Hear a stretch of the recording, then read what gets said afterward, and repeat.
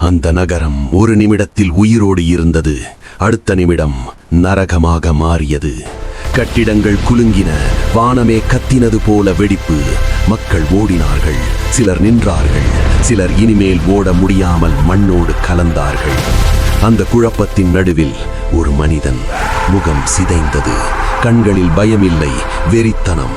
ஏனெனில் அவன் கையில் தன் உலகமே இருந்தது. ஒரு பூனை.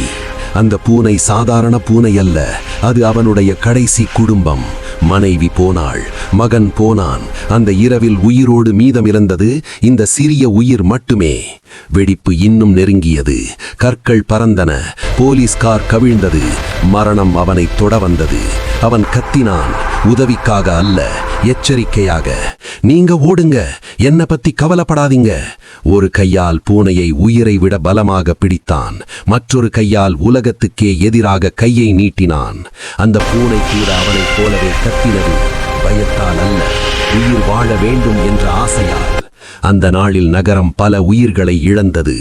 ஆனா ஒரு மனிதன் தன் எல்லாவற்றையும் இழந்த பிறகும் ஒரு உயிரை காப்பாற்றினான். அதனால்தான் ஹீரோ என்றால் உலகத்தை காப்பாற்றுபவன் அல்ல, தன் உலகமாக நினைத்த ஒரே உயிரை விட்டுவிடாதவன். அமைதியான சூழல், மென்மையான காலை ஒளி, ஒரு சிறிய நினைவு சுவர். அதில் நூற்றுக்கணக்கான பெயர்கள் பொறிக்கப்பட்டுள்ளன. அவனுடைய பெயர் அங்கேயே. ஒரு நொடிக்கு காற்றும் நிசப்தமாகிறது. பூனை அமைதியாக உட்கார்ந்திருக்கிறது. அதன் பக்கத்தில் ஒரு சிறுமி, அவள் கையில் சில பூக்கள். அவர் என்னையும் காப்பாற்றினார். ஹீரோக்கள் வாழ்ந்து காட்ட வேண்டியதில்லை, அவர்கள் விட்டு செல்லும் உயிரே அவர்களுடைய சாட்சி.